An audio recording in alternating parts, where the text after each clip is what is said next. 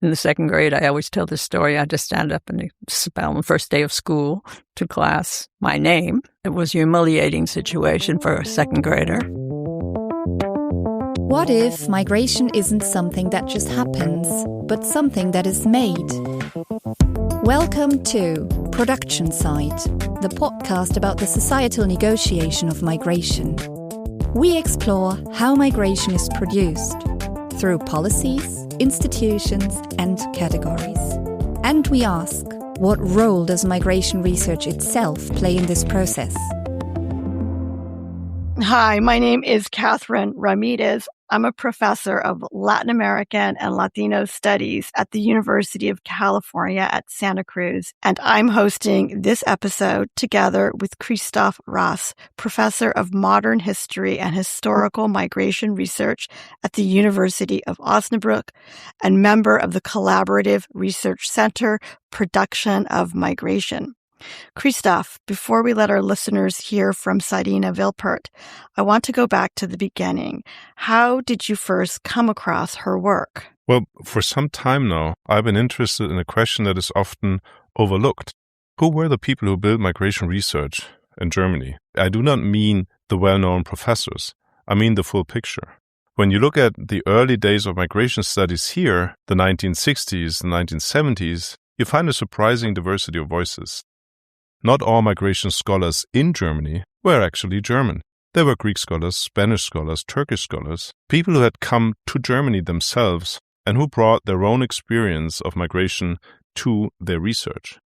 This resonates with something I've seen in the United States as well. Every academic field has its official history, the canonical names, the founding fathers.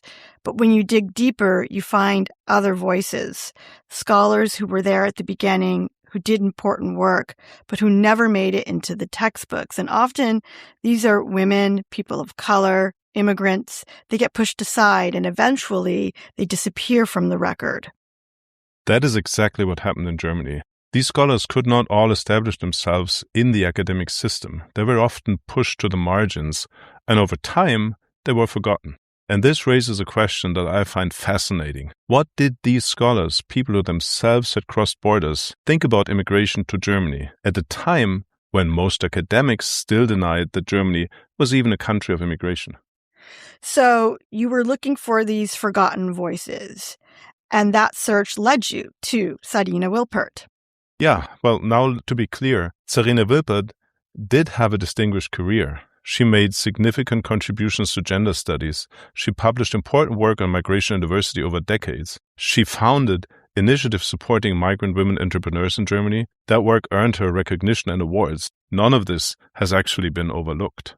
No. What we're interested in is something more specific, her often overlooked role at the very birth of German migration research and her remarkable biography, a Mexican-American scholar hidden in plain sight behind a German married name. And that is what drew us to her story. Yes. She published important work on Turkish immigrants during the 1970s and 80s, on the second generation, on women and migration. Her name appeared again and again in the literature from that period, but for a long time, I knew her only as a name on a page, a German name, Wilpert. And then you discovered that behind that German name was a completely different story. Exactly. When I looked more closely at her biography, I found something very unexpected. Her maiden name is Huerta, Czarina Huerta. She was born in Los Angeles in 1938. Her father was a Mexican immigrant from Sonora. So there's a scholar who shaped how Germans understood migration, and she herself came from a Mexican-American family. So when you, Christoph, told me this, I have to admit, it stopped me in my tracks. Because I know that story. Not Wilpert's story specifically, but that pattern, the Mexican-American experience in the early 20th century. My own family came from Sonora. They migrated to California around the same time as Wilpert's father. And like Wilpert, I was born and raised in Los Angeles. So when I heard her biography, I felt an immediate connection. And that's why I reached out to you. I remember that conversation we had. You said something like, I found this Mexican-American migration scholar in Germany, and I think you need to know about her. Yeah, I knew about your book, of course, on assimilation in the United States from our joint work in the Translations of a Migration Group. And I thought, here's a story that connects our two fields. A Mexican-American woman doing migration research in Germany. That is not just a German story, that is a transatlantic story. What fascinated me was the position she occupied. She went to Europe and became an outsider, studying outsiders. She researched Turkish families in Berlin while carrying her own experiences of exclusion, experiences that most of her German colleagues knew nothing about. That double perspective, being both researcher and someone who has felt what it means to be marked as different, that's rare, and it shapes what you can see. Mm-hmm. In an interview we conducted with her, she mentions that non-German researchers in her field were often, as she put it, a decade ahead.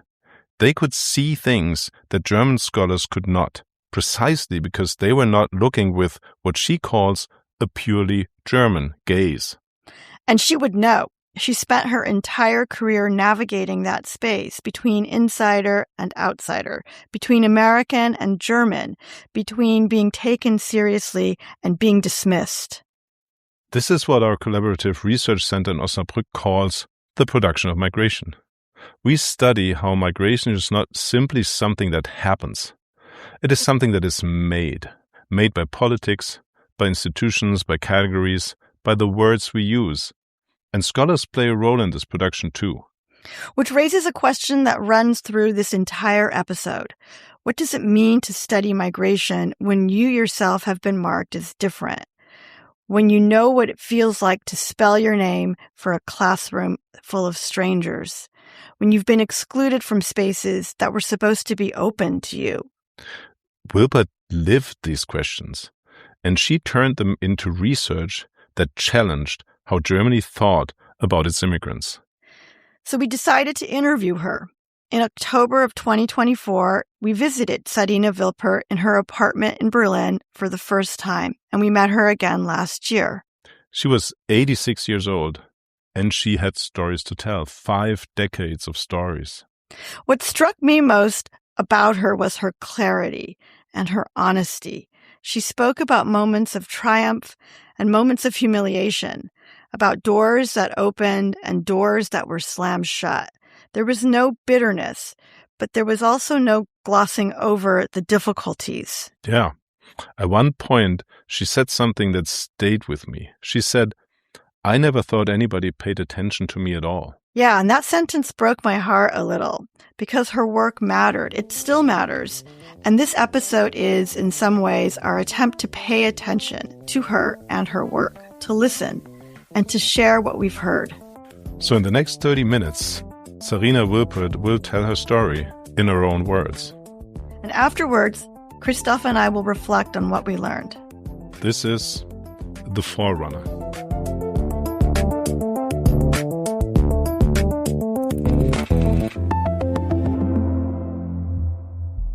Wilpert grew up in Los Angeles in the 1940s and 50s, in the United States of America before the Civil Rights Act of 1964.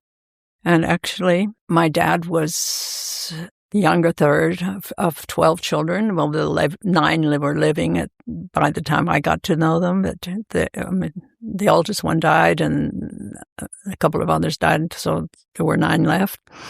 And my dad was an 8-year-old when they came to the U.S. First of all, I did have this very difficult name, Czarina Wollgramm. Both had to be spelled to people all the time.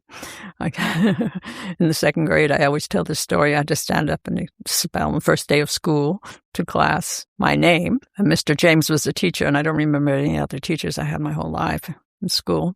So it was a humiliating situation for a 2nd grader. And I was the only Mexican in the class. Later on, when I went to St. Michael's in Los Angeles, then about 3rd grade or 5th grade, my friend Yuli Dumas was the 2nd, and we were best friends from throughout school. We were the only Mexicans in our class, and until she died, she was my closest friend. I mean, we were totally different, but yeah.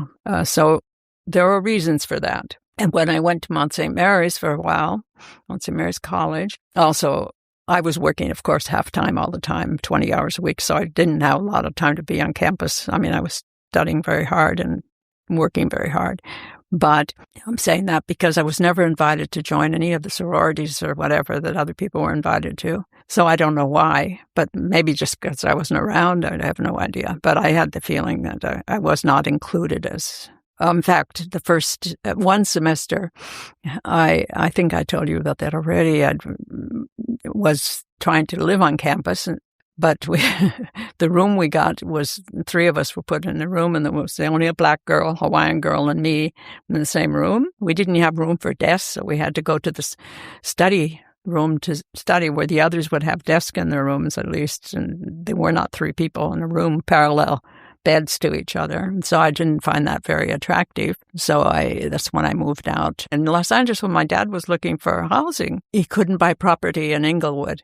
We had to be in LA County. And so we were in LA County. That's where you could buy the little house we had, because Inglewood did not have any Mexicans.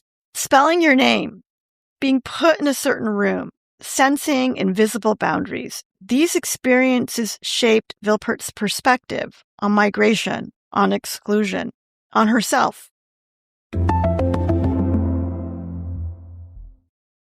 Wilpert had not planned to come to Germany. I was around 18. I turned 19 the summer I met my future husband in Chicago. And we were both active, that's how we met together there, in a Catholic youth organization, which was based on European youth organizations. He came from one in Germany. He had a Fulbright scholarship. He was studying at University of Oregon, Eugene, Oregon. Every evening of that summer that I was there, it was about 6 weeks, he picked me up at work. We go to the park and we eat this food together. So that's how I got to know Bernhard Wilpert pretty well. And we fell in love. The long story short is I worked then afterwards, when I'd finished college, for about half a year at the national office in Chicago, and then the international office in Paris. There's a lot of things that happened in between, but going into details, invited me to work in Paris. Well, Bernhard wanted that I come to Germany and learn German, actually. He thought that I should do that. But I decided to go to Paris because I thought, what's going to happen in Germany? I'm going to have to find a job. I have a job already in Paris. So, and I'm not sure if this has a future to it. Who knows what's going to happen when I get stuck in Germany and learning German for nothing. So I ended up going to Paris, and I lived 2 years in Paris, which was the most wonderful thing that could ever happen to me. I learned fluent French. I mean, I'm probably a bit dusty now, but it's just like a third language to me.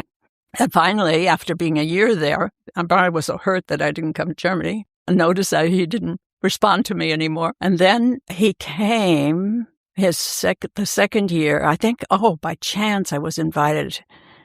One of the other women working at that international office happened to come. I didn't know that, from Tübingen, where he studied.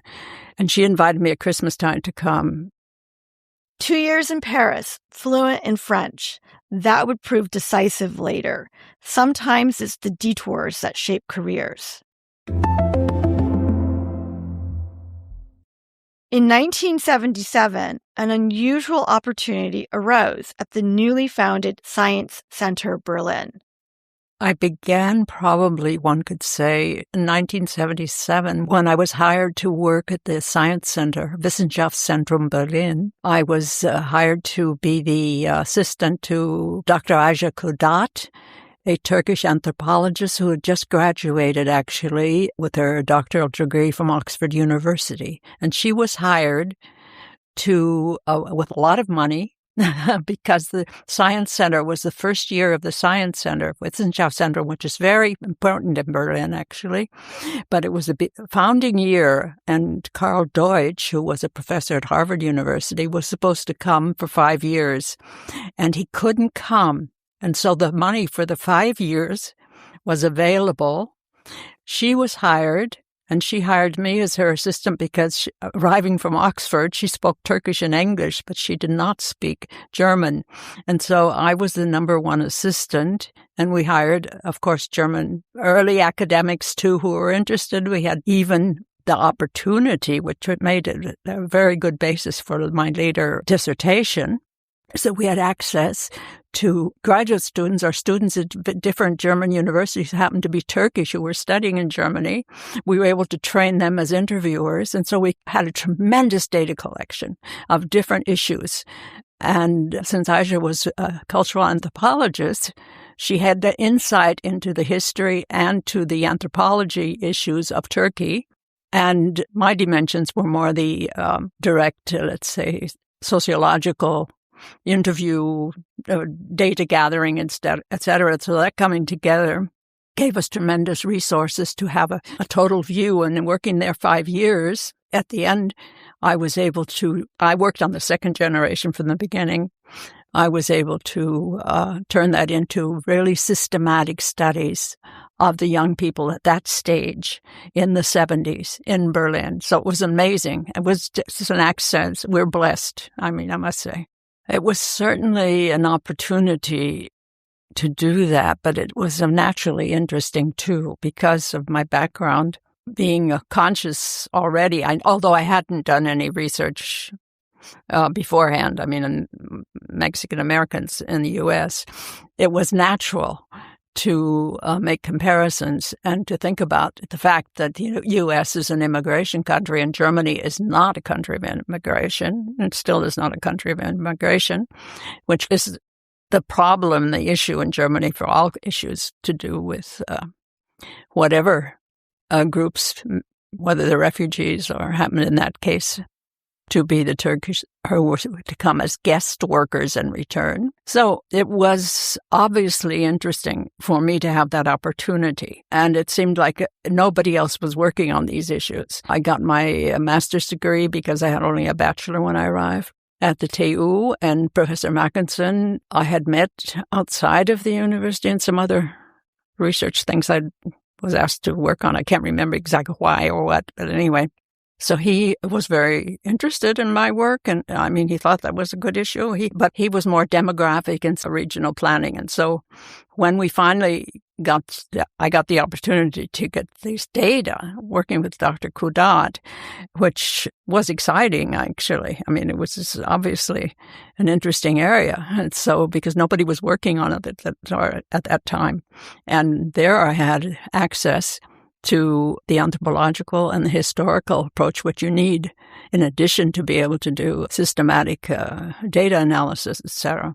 It was like a gift. Nobody else was working on it, a field that barely existed. Wilpert had to help create it with her double perspective as a researcher and as someone who knew what it felt like to be different. Years later, she said, I identified with the Turks.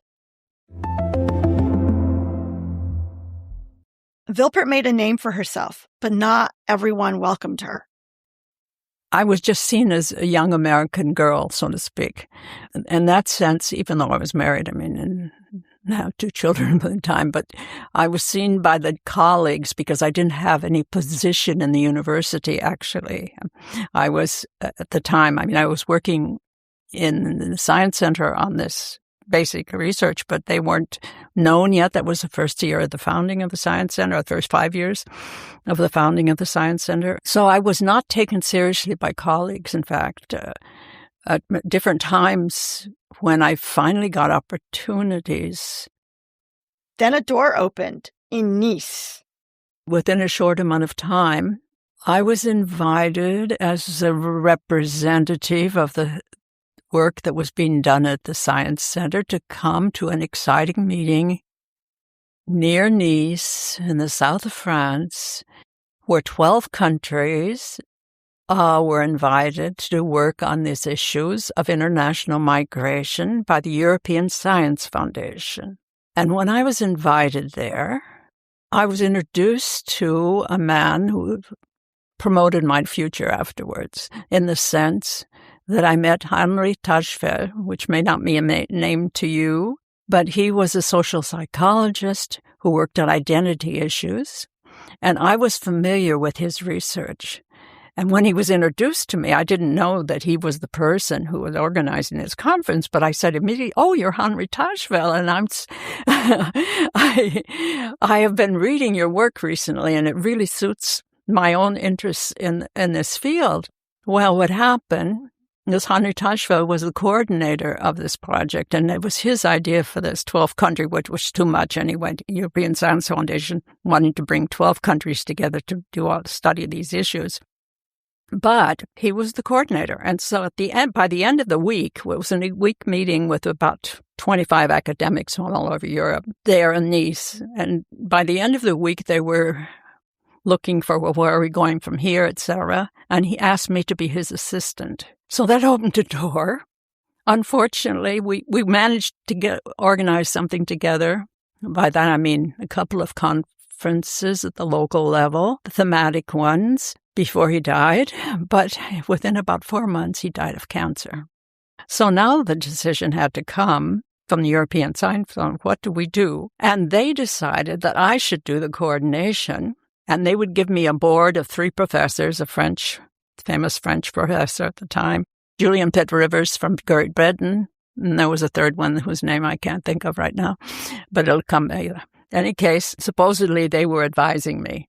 Actually, I saw them a couple of times because we did have meetings. I organized all the meetings. So I had a full-time job of coordinating for 5 years and editing these volumes that we produced. We did 3 volumes, and they were very, very interesting.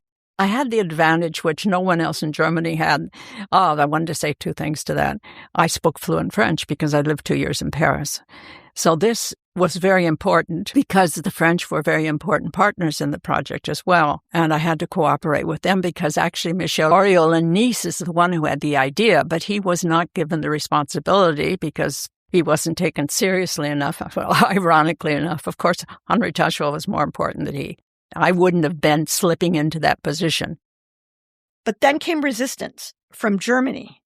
Professor Korte, German professor, who was he was very important for Hartmut Esser, who was the researcher in this area in Germany. He intervened to the European Science Foundation and said, "We do not accept, the Germans do not want this woman to be named for this."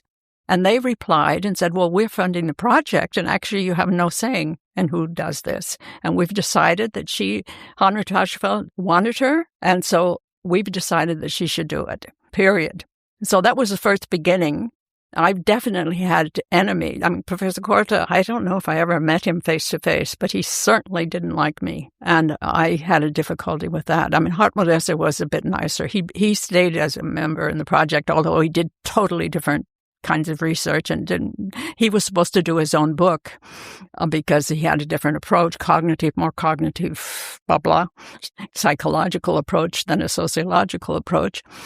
And we got along okay, but this Korte was a real... How did that make her feel? Angry. I wasn't humiliated, I was angry. But that meant, of course, with getting funding from German organizations, I might have difficulties because he was an advisor to the government at that time in Germany. So he would be an important person not to have as an enemy. Angry, not humiliated. She refused to be defined as a victim. Academic fields are not neutral spaces. They are permeated by power struggles and exclusions. Wilpert never became a professor, but that was her choice. I doubt if I was recognized to the extent that one might think I should be, considering how early I began. Because I published most of my things. I have published a lot in German in the meantime, but I had published the main things in the beginning in English, first of all. And I was responsible for European coordination so that Germans were should I say, more provincial. And the universities were more respect toward mother tongue people who were doing research. I was not a professor. I was never a professor. I actually recognized as a professor at Advanced School for Social Work in Berlin, but that did not come to a position because they cut the funding, but that's another issue. Anyway, I was not interested in being a professor. Actually, I enjoyed doing research. I did not want to be a teacher. What was her most important research contribution? When I began to go into the historical issues of Germany not accepting the idea that it is a country of immigration, and based on this and documenting the historical positions was exciting. I really was disgusted by the stereotypes about Turkish people. They had no idea, because I worked with the Turkish people in this field work. I got to know them, and they were so multidimensional, and it was just unbelievable. And so that is what's similar, of course, and then I knew this from the research in the U.S. more than anything else, and of course from my own experience as being a Mexican-American too. You know, the stereotypes about Mexican-Americans were actually dreadful as well, lazy and whatever else. So really unbelievable things, not capable of developing their ideas or whatever. Today, in the U.S., we're witnessing mass deportations. Wilpert's comment. Trumpism. The interesting thing is that Germany, since it's not a country of immigration, there was no, in the U.S. as an immigration country, you would think there would have been easier to, just what I thought it was, actually, the comparison I thought was easier. I didn't realize that people were not recognized as undocumented and therefore no chance to become citizens. I was less aware of that, I must admit. At the time when I was doing my research, I wasn't as conscious because I thought the U.S. is a country of immigration. If you're born there, you have a right to citizenship, and that was not the case here. You could be born here, but you were not, because you were coming from a country that is not Germany was definitely not a country of immigration. Although it was for the Germans that came from Eastern Europe and had lived centuries from the 12th century in other parts of Eastern Europe as German speakers and come, and they had a right. So it was definitely an ethnicized citizenship here was possible. Ethnicized citizenship. Germany is not a country of immigration, is not a neutral description. It's a political decision that determines who belongs and who doesn't. Does research influence policy? Wilpert is skeptical, but she didn't stop at analysis. I doubt that my work has an influence on policy, but that brings us to three other issues, which maybe I should mention. I have never been strictly an academic. I have developed several organizations with other people, and the first beginning was when we had really hate crimes in Berlin toward immigrant workers, and I remember them calling us up at the university and saying, "Can you come here and help us in Neukölln or in Kreuzberg? There's really serious hate crimes going on and we need some help." And I said, "I'm sorry, we are only doing research. We do not have any programs to offer you." That moment became a turning point. Wilpert founded diversity training in Berlin, though she has criticisms of the umbrella organization. The program itself became her legacy. The World of Difference program is a diversity sensitive zero, and I set up that organization in Berlin. I left it a few years ago because we have such a group of trainers mixed of all backgrounds, all colors, who work with the police, who work with educators, who work with students. And it is really long. It's persevered. I can't believe going into schools and other things. And so that's the one organization I'm very proud of. They said, we have to get an organization in Berlin that does something like that. And so we founded the Initiative for the Self-Employment of Immigrant Women. And that exists today. I only retired from it last year when I reached somehow the ripe old age of 85 or something, 86, because this has been funded primarily from European Social Fund and the City of Berlin for over 30 years. So we have a permanent funding for training women, an organization that trains women who are interested and self-employed. And our philosophy is immigrant women for immigrant women. So our docenten and et cetera, everyone who's involved in teaching and the structure there are also from immigrant backgrounds and they're professionals. So that is the other thing that I set up as a result of the praxis orientation of my work. Immigrant Women for Immigrant Women. Over 30 years, reflexive research also means taking action. What are today's most pressing questions regarding immigration?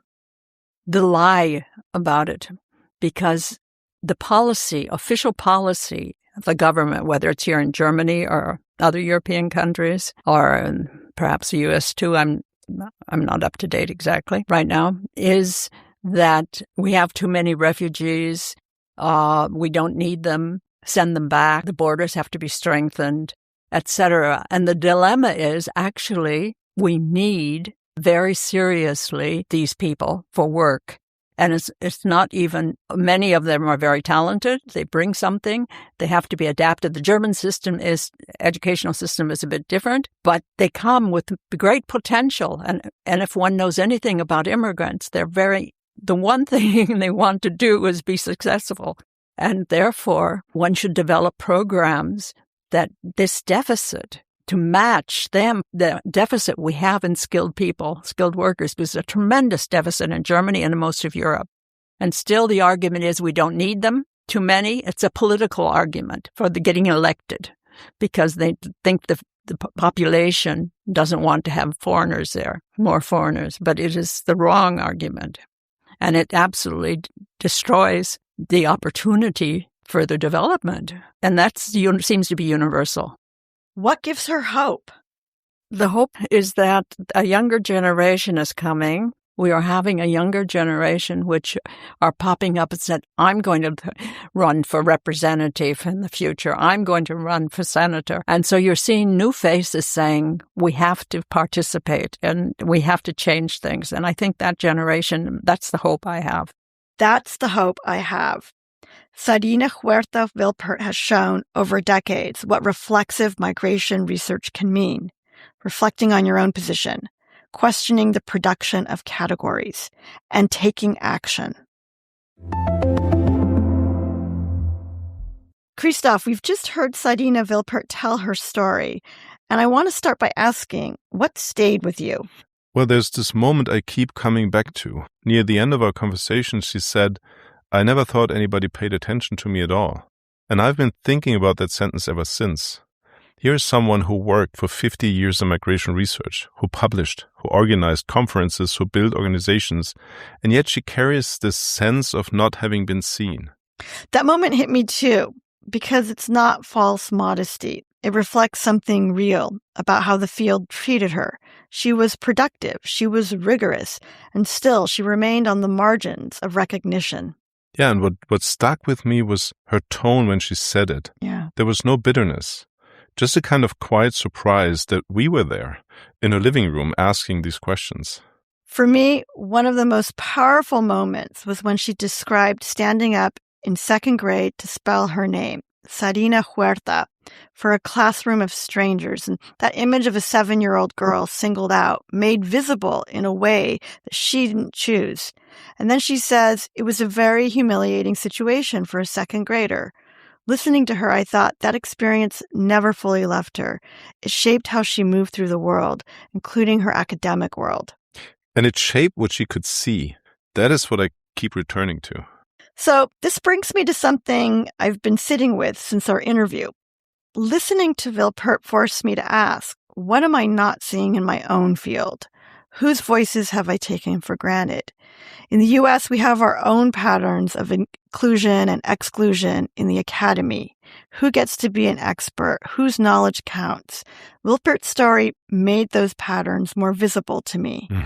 I've been asking myself similar questions. As a German historian working on migration, I operate within certain assumptions about how the field developed.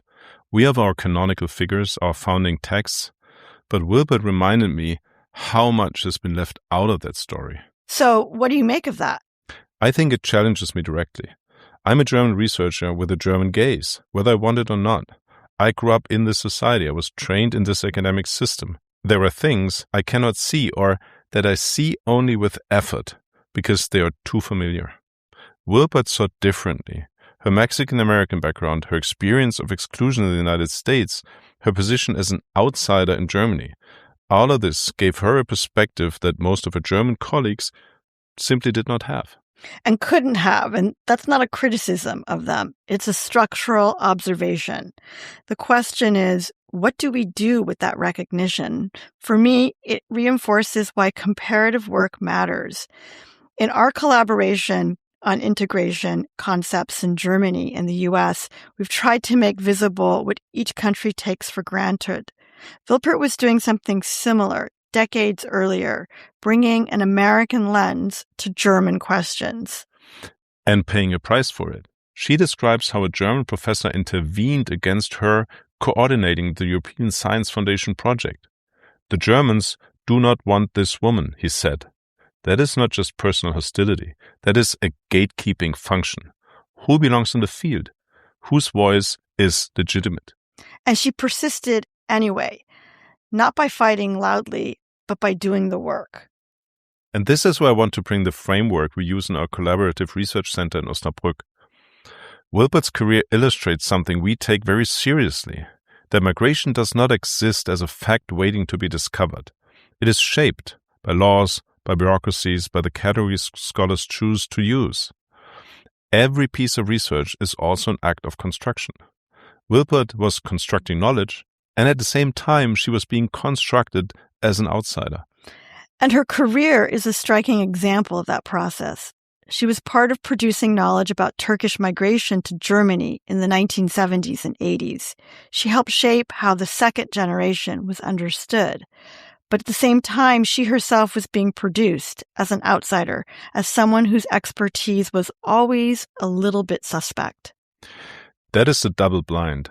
She was producing migration research while being subjected to some of the same dynamics of exclusion that she studied. And this connects to something central in my own work on assimilation. Assimilation is often framed as something migrants do. They adapt, they integrate, they become part of the society. But I argue that assimilation is equally something the receiving society does. It's a process of sorting or ranking, of deciding who belongs and who doesn't. Wilpert experienced that sorting firsthand. What her story makes visible to me is something very specific about German academic history. Germany struggled for decades to accept that it was an immigration country. And that denial was not only political. It was also present in how the academy organized itself. Scholars who could have helped Germany understand what was happening, people like Wilpert, like the Greek and the Spanish and the Turkish scholars she was working with, were too often pushed aside. The field was built, in part, by excluding some of the very perspectives that could have made it richer. And that's not just a historical observation. It has consequences for the present. If the early voices were marginalized, then the frameworks we inherited are incomplete and we're still living with those gaps. And this is why the work of recovering these stories matters, not as nostalgia, but as a way of understanding what was and was not thinkable at certain moments. I want to be honest about the limits of what we've done. We met with Czarina Wilpert a few times. We read her publications. We discussed her work between ourselves. We prepared carefully. And still, there's so much we didn't ask, and there's still so much we don't know. I agree, Catherine. Even with all that preparation, an interview is not a complete picture. It captures certain moments, certain memories, the ones she chose to share with us. And I'm aware that we came to her with our own questions, shaped by our own projects. We were looking for certain things, and that means we have missed others. Well, one thing I wish we'd explored more is her experience as a mother and scholar. She mentions her children briefly, but we didn't really ask how she navigated that. What did it mean to build a research career in a foreign country while raising a family? That's a story many women in academia know, but it's rarely told in detail. And for me, one more question remains open. How many other Czarina Wilperts are there? She surely is not the only one. There are other scholars, perhaps still living, perhaps not, whose contributions have been forgotten. Her story makes me want to look more systematically at the margins of the field. Who else was there? What did they write? What happened to them?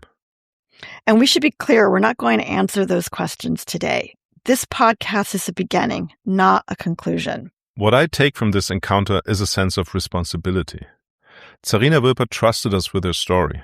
She opened her home to us. She answered our questions with honesty and patience. That is not something to be taken lightly. I feel the same. And I think part of honoring that trust is being careful about what we claim. We're not here to turn her into a symbol or a lesson. She's a person with a complex life, and she deserves to be met on her own terms. At the same time, her story does illuminate something larger. It shows how migration research, like any field, is shaped by who's allowed to participate. The production of knowledge is also a production of inclusion and exclusion. That is a core insight of reflexive migration research, and Wilpert's career embodies it. For me, meeting her also reinforced why I believe in the kind of work we're trying to do together, across the Atlantic, across disciplines.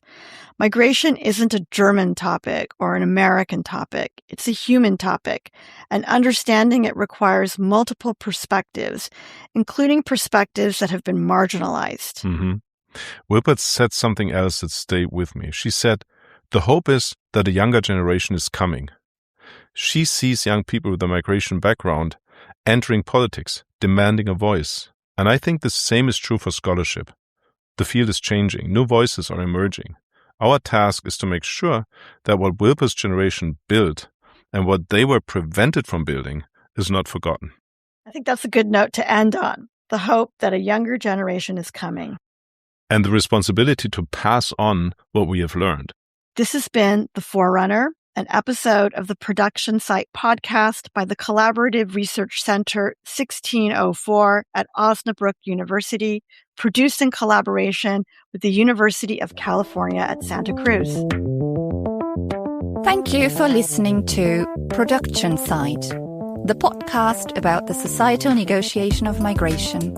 If this episode made you think, subscribe and spread the word. You can find all credits, sources and further links in the show notes and at producingmigration.org. Production Site is produced by the Collaborative Research Center Production of Migration at Osnabrück University, funded by the German Research Foundation in collaboration with Podcastfabrik Bielefeld. New episodes are available wherever you get your podcasts. Until next time, and until then, what's being produced right now?